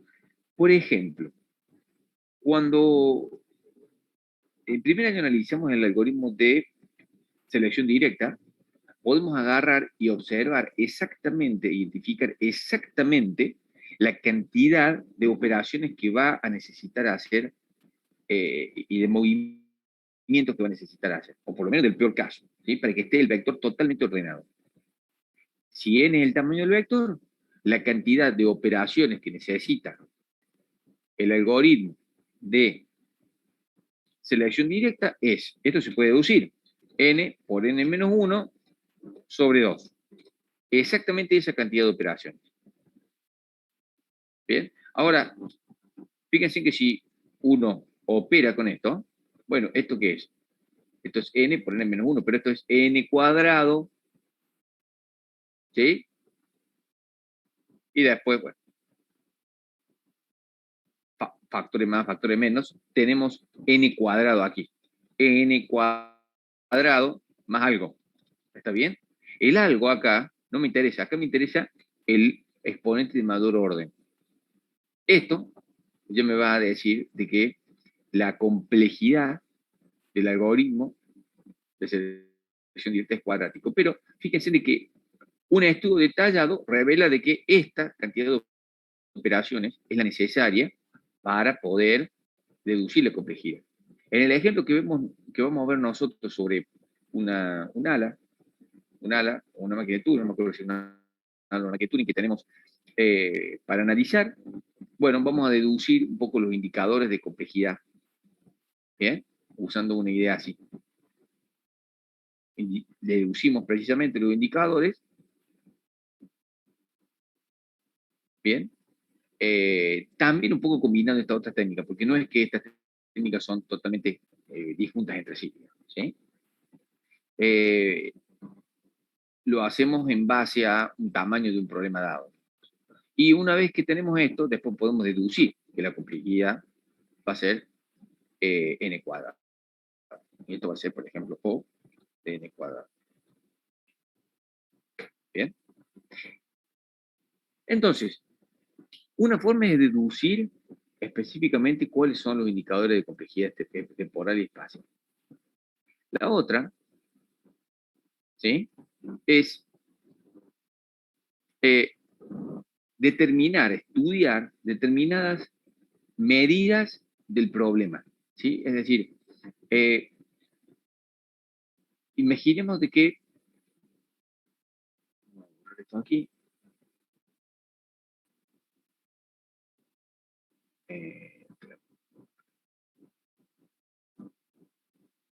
la otra forma sería decir, bueno, ¿qué ocurre para un tamaño de problema determinado? ¿Cuánto tiempo demora? Por ejemplo, por acá. Este tiempo demora. Ah, pero resulta que si tengo este tamaño de problema, ¿sí? Ya me va a demorar por acá el tiempo. Y si tuviera este tamaño de problema, ya me va a demorar por aquí el tiempo. Entonces, esto, ante diferentes estudios de tamaño del problema, yo podría deducir también una función que pase por ahí y decir, bueno, esta es una función lineal, bueno, tendrá una pendiente un poquito elevada, pero es una función lineal. Bien, entonces, esta segunda técnica lo que hace es evaluar diferentes tamaños de problema para estudiar cuáles son los diferentes tiempos que se demora para así deducir cuál es la función de, de complejidad asociada. La opción número 3 sería similar a esta que está aquí, estudiando los tamaños del problema, pero pensando más que en los tamaños del problema, pensando en la, por ejemplo, en la distribución de los valores. Imagínense que si estuviéramos hablando de vectores sería, ¿qué pasa cuando el vector está totalmente ordenado? ¿Qué pasa cuando el vector está totalmente desordenado? ¿Qué pasa cuando el vector tiene una distribución uniforme entre los elementos que encontramos en su interior? Bueno, entonces, ante esas situaciones, analizar diferentes situaciones, condiciones, la naturaleza, digamos, de los datos, ¿bien? Y eh, identificar el tiempo de demora. Y en base a eso, recién deducir la función que está por detrás de este problema.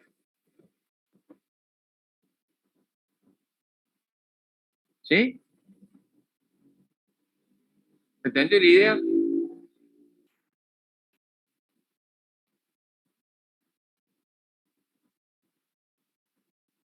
¿Sí? Son técnicas diferentes para poder deducir o que nos podrían permitir eh, justamente eh, escribir la, la, digamos, la función de complejidad específica. ¿Bien? O cualquiera de estas técnicas podrían ser utilizadas. ¿Sí? Lo que vamos a hacer nosotros es trabajar un poco con esta técnica, con un problema en concreto. ¿Sí? En realidad vamos a estar mezclando un poquito.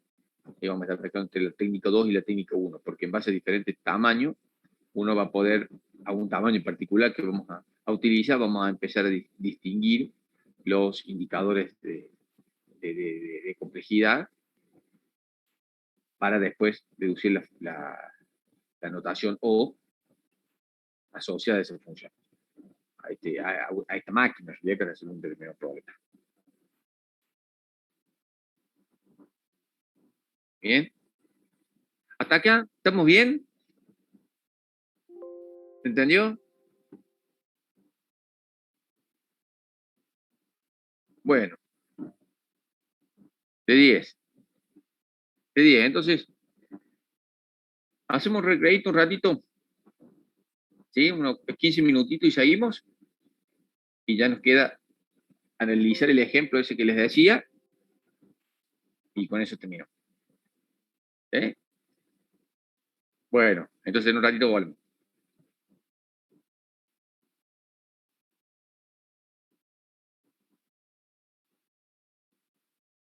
Bueno, estamos ahora aquí nuevamente. ¿Sí? Ahí seguimos. Bueno, les comparto. Entonces, y vamos a ver el ejemplo. Sí, ahí estamos. Sí, gracias.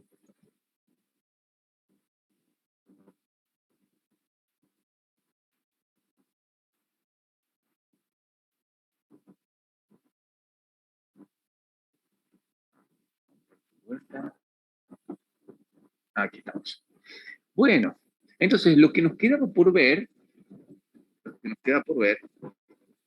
era este ejemplo, ¿sí? Vamos a ver este ejemplo. Miren, tenemos, imaginemos que tenemos una máquina de Turing, ¿sí? Una máquina de Turing que reconoce este lenguaje. Es decir, tengo un lenguaje, conjunto de palabras, tal que viene una palabra y después de un marcador, de un numeral, vuelve a repetirse esa palabra. Es decir, que esta máquina de Turing solo acepta palabras que sean iguales adelante y detrás de un determinado marcador. ¿Bien? Eh, Noten de que habría muchas maneras de resolver este problema, ¿sí? Bueno, fíjense que acá lo que me está diciendo que alfa va a ser una cadena binaria, básicamente, compuesto de ceros y unos, ¿sí? Y como símbolos de cinta, solamente 0 y 1 y el numeral. ¿Bien? Ahora, ¿qué vamos a hacer aquí? Supongamos que tenemos una máquina que resuelve esto. No me va a interesar tanto la manera en la cual está resolviendo el problema, sino me va a interesar los movimientos del cabezal que realice. ¿Por qué me va a interesar eso? Porque según los movimientos del cabezal que realice, es el tiempo que le demorará a la máquina ¿eh? hacer las actividades. Bien, entonces eh, vamos a analizar qué ocurre para, por ejemplo, la cadena, ¿sí? Eh, cadena beta, en donde beta es como se está pidiendo aquí, pero ahora supongamos que tiene un tamaño de 9 y supongamos que es esta cadena que está. Entonces, bueno, esta es una máquina de Turing, vamos a tener infinitos blancos para aquí y para allá, y tiene longitud 9, una cadena binaria, supongamos que tenemos 0, 1, 1, numeral 0, 1, 1. ¿Sí? Y supongamos que la máquina hace estos movimientos con el cabezal. Básicamente es como que la máquina busca el primer símbolo, lo marca seguramente, bien, vuelve hasta aquí, lo marca, vuelve, busca el siguiente, lo marca, busca el siguiente, lo marca, busca el siguiente, lo marca, va buscando uno a uno los símbolos, las marcas, cuando va encontrando ¿sí? La correspondencia entre cada uno de los símbolos con los que están aquí adelante, después hace un movimiento más de aceptación, podríamos decir, de la cadena, y se mueve hasta que encuentra un blanco y ahí termina. ¿Bien? Entonces, la idea de esto es decir, bueno, son los movimientos de cabezal que realiza para esta cadena de longitud 9. Ahora, ¿cuántos avances realiza? Acá tengo que realizar 6 avances, ¿sí? 6 unidades de tiempo.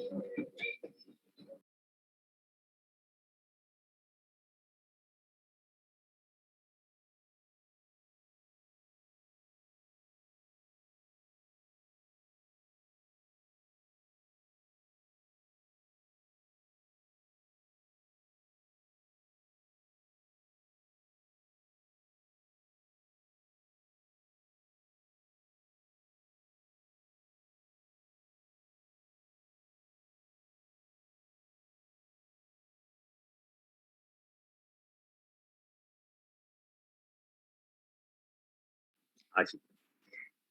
Entonces, tenemos una determinada cantidad de movimientos de avance que obviamente va a depender de la entrada. Para esta cadena de longitud 9, observen de que siempre voy a tener 6 unidades de avance ¿sí? En el cabezal. Este 6, siempre 6. ¿Bien? Ahora, aquí viene la deducción que uno tendría que hacer, ¿bien? Ahora, esta deducción, digamos, si a uno no le sale, puede probar con diferentes tamaños de cadena y va observando qué relación hay entre las unidades de avance con la longitud de la cadena. Observen ustedes que la longitud de la cadena es n, ¿bien? ¿Qué relación hay entre esto y los avances? Podemos decir que es n más 1 sobre 2 más 1. Y vemos si esa relación que propusimos se respeta. 9 más 1, 10. Dividido 2, 5. Más 1, 6. ¿Bien? Entonces, esa relación que propusimos acá, fíjense que es una relación entre n, que es el tamaño de la cadena que tenemos en la cinta, y la cantidad de avances. Esto a uno se le tiene que ocurrir, deducir. Básicamente es una relación que uno tiene que encontrar entre este número de avances y la longitud. Generalmente van a ser números similares a estos. ¿Bien? Depende de qué cosa esté haciendo, pero generalmente van a ser números similares a estos. Y si uno no le sale con un solo ejemplo, uno puede probar varios ejemplos y va a ir observando qué relación hay entre un número y el otro. ¿Bien? Entonces, siempre que hacemos esta cantidad de avances, ¿sí? Vamos en este caso son 6, ¿sí? Con una cadena de longitud 9.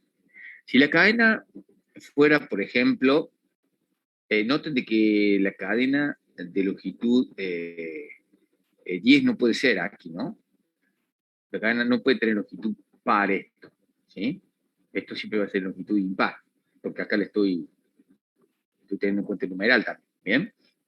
Entonces, por ejemplo, si fuera de longitud 11, ¿sí? Entonces aquí tendremos 11 más 1, 12, y 2, 6, más 1, 7. ¿Bien? Esto lo podemos probar con cadenas de diferente longitud y uno va a ir observando esa relación que hay entre los avances. ¿Bien? Esta relación que estamos deduciendo es entre los movimientos de avance que hace el cabezal. No estamos pensando ahora solamente en cómo mueve el cabezal de izquierda a derecha, con 12 avances. ¿Sí? Vamos a analizar cada uno de estos elementos para tratar de entender cuántos movimientos en total, cuántos saltos en total va haciendo en el cabezal, o con el cabezal. Entonces analizamos primero los avances, y luego vamos a analizar ahora el retroceso, para después tener en cuenta cuánto hace aquí, el último movimiento que es de aceptación. ¿Bien? ¿Está claro los avances?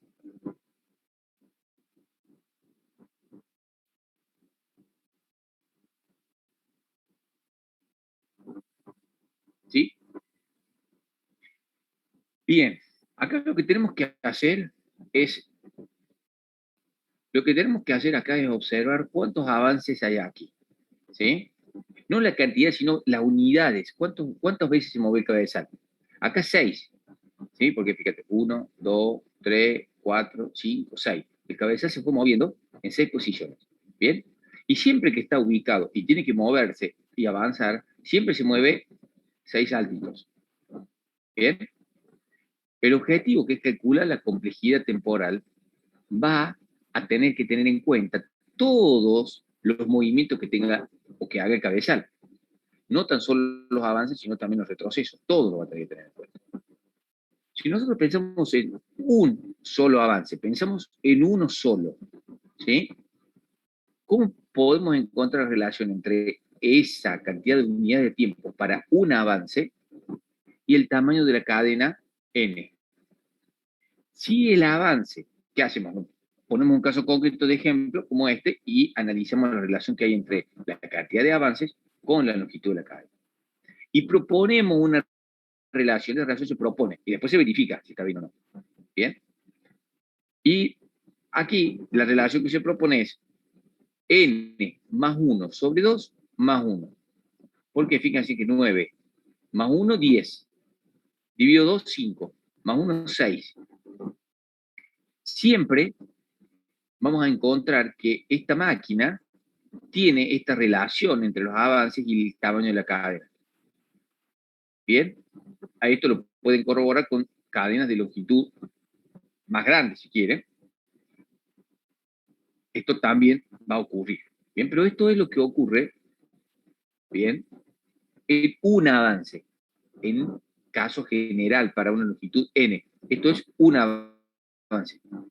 Bien, fíjense que en este caso concreto, en el caso de que la longitud sea 9, acá tenemos que un avance implica 9 más 1, 10 dividido 2, 5, más 1, 6. 6 unidades de tiempo. Un solo avance. ¿Qué ocurre con los retrocesos? Los retrocesos es similar. Estoy aquí, me muevo 5 unidades de tiempo. 5 casillas. Estoy aquí, me muevo 5 casillas, 5 casillas, 5 casillas.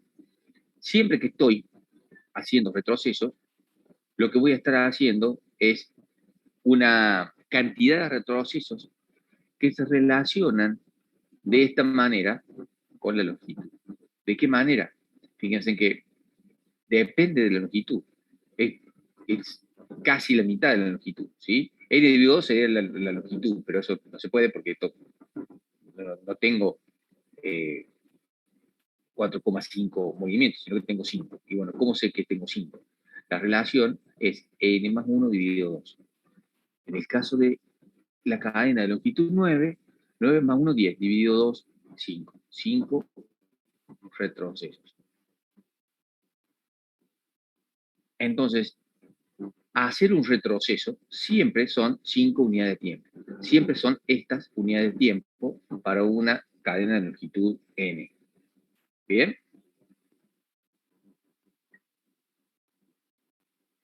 Ahora,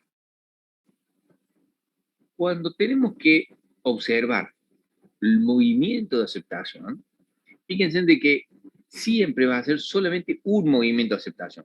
Observen que avance va a ser varios, siempre de unidad de tiempo de 6, o sea, siguiendo esta cantidad de unidades de tiempo. Van a haber varios retrocesos, ya vamos a calcular cuántos, pero siempre hay 5 saltos que hacen los retrocesos. En el caso de cadenas de aceptación, este es un solo movimiento de aceptación. Y de hecho, la longitud es igual que el avance. Es decir, que es n más 1 sobre 2 más 1.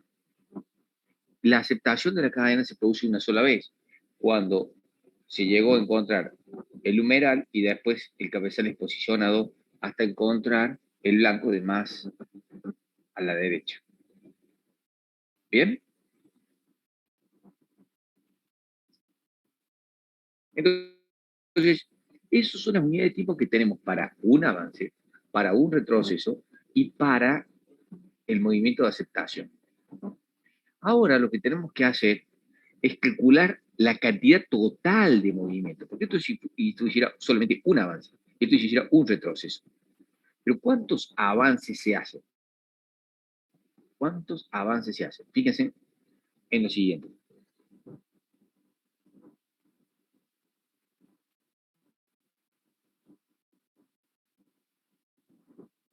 Esto que está aquí es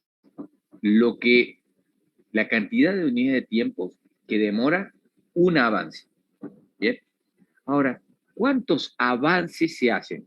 Fíjense, acá hay una vez avanzo, 1, 2, 3, 4.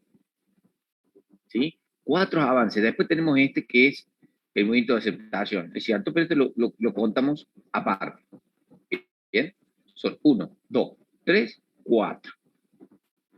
Entonces, nuevamente hay que buscar una relación entre esa cantidad de movimientos de avance y la longitud de la cadena. Entonces, esta relación está dada por n menos 1 sobre 2. En el caso de que la cadena es 9, fíjense que 9 menos 1, 8, dividido 2, 4. Entonces, en términos generales, esto es lo que me demora el hacer un avance, y esta es la cantidad de avances.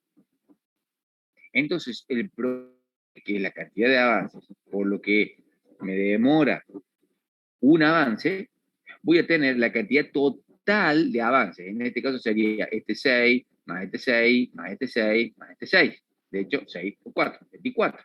Todo esto me daría 24. ¿Bien? ¿Está claro? ¿Está ahí? Ya no nos queda nada. Nos queda muy poquito para terminar de cerrar esto. ¿Entendió eso? De 10. Entonces, podemos razonar de la misma manera con los retrocesos. Si yo necesito estas unidades de tiempo para hacer un retroceso, que ya vi que eran 5, bueno, la idea es cuántos retrocesos hago. Fíjense que van a ser la misma cantidad de avance, ¿no? Porque yo hago un avance en este problema, ¿no? Yo hago un avance y necesito hacer un retroceso para ir marcando los símbolos. Igual, al margen de eso, yo puedo agarrar y observar. ¿Cuántos retrocesos hace acá? 1, 2, 3, 4. 4 retrocesos. ¿Sí? ¿Cómo se relaciona eso con el tamaño de la cadena? N menos 1 sobre 2. En este caso concreto, N vale 9. 9 menos 1, 8. 2, 4. Entonces, esto que está aquí es la cantidad de unidades de tiempo que necesito para hacer un retroceso. 5 sería. Esto que está aquí es lo que necesito.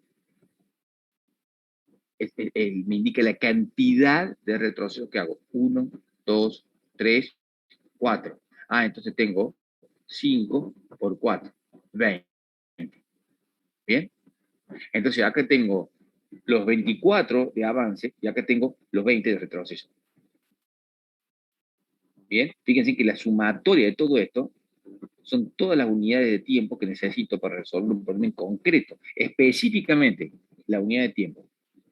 ¿Bien? Y eso es la función TDN. ¿Cuántas unidades de tiempo necesito? Y además de los avances y los retrocesos, distinguimos un caso particular que era el de aceptación de la cadena. Y ahí hemos visto de que era este valor. N más 1 sobre 2 más 1. ¿Y esto cuántas veces se hace? Y una sola. Entonces esto es como que tuviera multiplicado por 1 ahí. Por eso queda solito. Y ahí prácticamente ya terminamos. Porque una vez que deducimos todo esto, deducimos los 24 de acá, los 20 de acá, ¿sí? O sea, los 44, más estos que están acá, que son 6, los 50. ¿Sí? Entonces, esto que está aquí está perfecto y es la cantidad de pasos exactos que necesita este algoritmo para dar la respuesta. Bien. Ahora, ¿qué ocurre? Yo, para calcular la complejidad, necesito mostrar esto, digamos, aplicar álgebra aquí para observar cómo es el polinomio que rige esta función. Si hacemos distributiva aquí, aplicamos álgebra, fíjense que acá me queda n cuadrado más algo, más n cuadrado más algo, más n más algo. Bueno, ¿no? Esto es n cuadrado, ¿sí? Un cuarto, bueno, es un medio, opero con las fracciones, ¿sí? Pero acá me queda, hay que decir que tengo n sobre 2, eso me da n, ¿bien? Sumo esta fracción más esta, bueno, y esto me da n cuadrado sobre 2, más n más un medio. Esa es la cantidad de operaciones exacta. Y bueno, esto es mejor que dar toda esta expresión. Es lo mismo, ¿está bien? Pero bueno, es mucho mejor dar esta expresión. Ahora, esa es la cantidad de unidades de tiempo exacta. Esto lo que hace es después relacionarlo con la complejidad de este algoritmo. ¿Qué complejidad temporal tiene? Para saber la complejidad temporal, básicamente tengo que observar el exponente del mayor grado aquí. En este caso, n cuadrado es lo que determina la complejidad que va a tener este algoritmo. Esto es O de n cuadrado. Estos factores pierden importancia para n muy grande. Así que fíjense que todo esto es O de n cuadrado. Entonces, ¿qué complejidad tiene esta solución? O de n cuadrado. ¿Bien? O de n cuadrado. Noten además lo siguiente. Si hiciéramos aquí,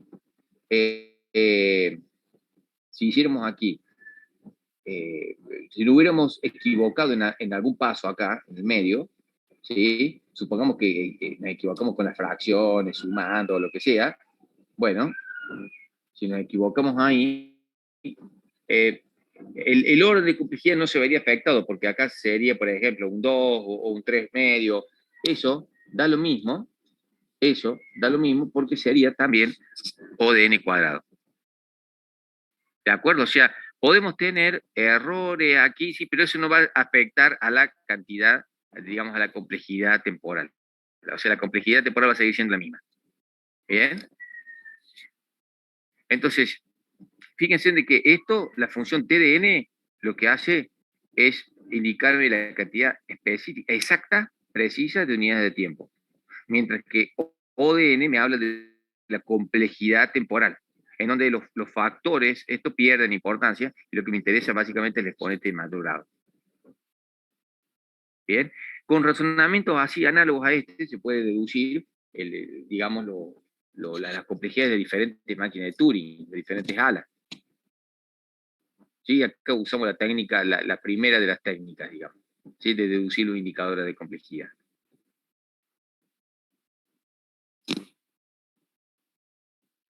Observen también que si nos pensáramos en la complejidad espacial, y la complejidad espacial es lineal, porque esto, digamos, va a crecer a medida de que crezca el tamaño de la cadena. Simplemente es la cantidad de espacio que ocupa la cadena, nada más. No ocupa espacio auxiliar, digamos. Entonces la complejidad eh, espacial es lineal. Pero la complejidad temporal, que es lo que nos interesa en la vasta mayoría de los casos, es cuadrática. ¿Bien? ¿Se entendió esto? ¿Alguna duda?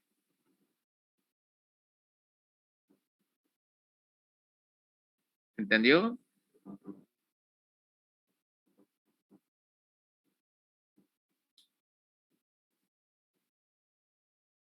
A ver.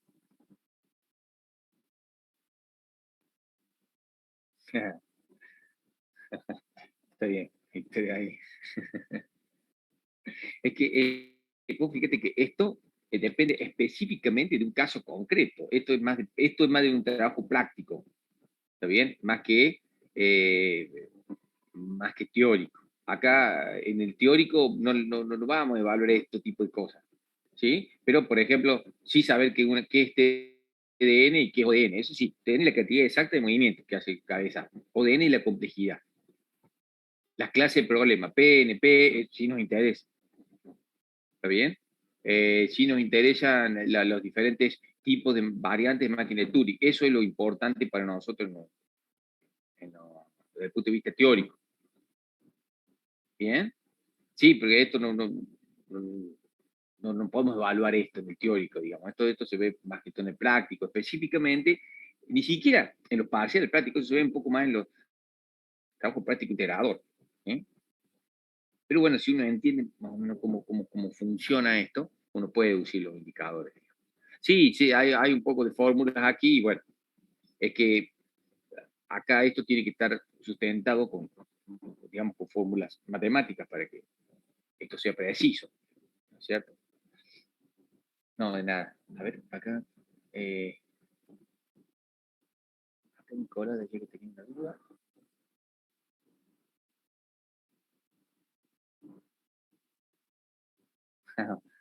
Facundo pensaba lo mismo. ¿Cómo se evalúa?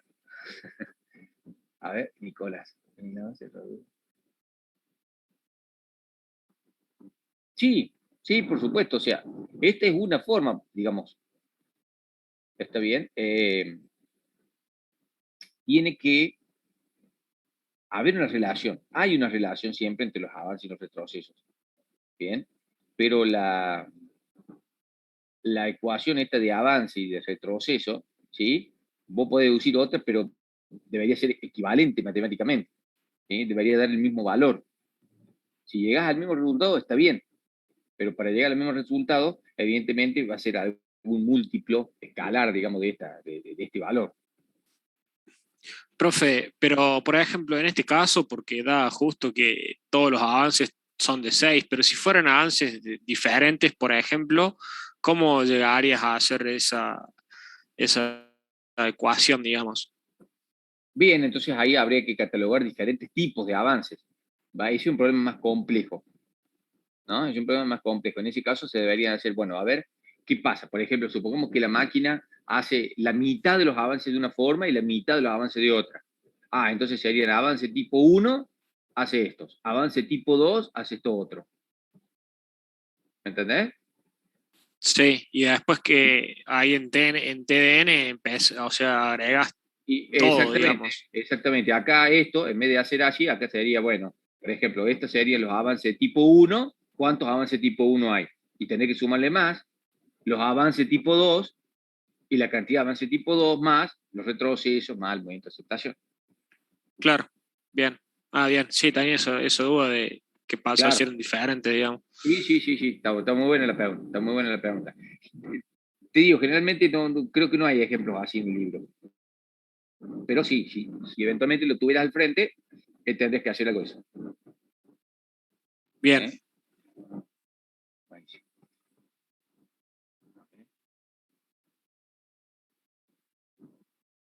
Eh,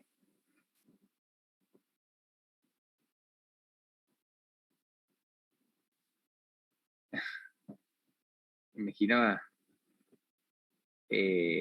Bueno, estas son fórmulas digamos, una ecuación que se propone. Digamos, la inducción es lo usas para demostrar algo, digamos. ¿Eh? O sea, inducción matemática para demostrar. Esta es la idea de la generalización, digamos. ¿Sí? En este caso, se está proponiendo una función que puede ser, digamos, constatada con diferentes tamaños de cadena. Eh,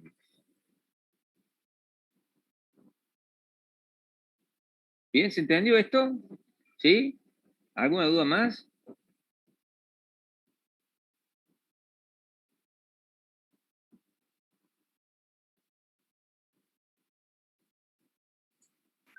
Tanto Profe, ¿qué es calor. la, ¿Sí? qué es la ¿Cómo? clase que viene? Y ya después la próxima es el parcial, ¿cierto? Nosotros nos queda la clase que viene, déjame ver, aquí nos queda la clase del 2, nos queda la clase del 9 Ah, claro. y el parcial es el 10. Nosotros la clase del 2 es una clase de semántica, es una clase que es como esto, un poco más corta, y sí, ahí el 9, eh, ahí vengan así con duda como vino acá el compañero, ¿sí? Y la vemos. Ah, era vos el que me planteaste la duda inicialmente, ¿no? Pasa que lo estoy escuchando con las voces, por ahí me pierdo. No, no, no fui yo, profe. Ah, no, Fue no. otro compañero. Ah, claro, no, no era Nicola.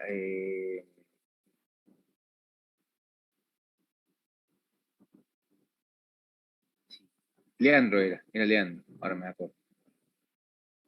Bien, así que bueno, sí, nos quedaría la clase que viene, que es la de semántica, y ya después nos quedaría una clase, digamos, de consulta, antes del pase. ¿Eh? Bueno, ya está todo subido, ¿sí? Eh, si no hay más dudas, entonces lo dejamos acá, ¿sí? Bueno, bien. Gracias, Facundo. Les mando muchos saludos, que anden muy bien, sigan leyendo, avanzando con esto, y vayan, así como han hecho los compañeros, ¿sí? Diciendo, bueno, tengo estas dudas y en algún momento lo vemos, al inicio, al final de la clase, en el medio, ahí vamos viendo todas las dudas que hay, ¿sí? Cosa que no se nos haga grande cerca del pase. ¿Eh? Bien, perfecto. Muchas gracias, chicos. Que anden muy bien. Muchos saludos. Cuídense. Chao, chao.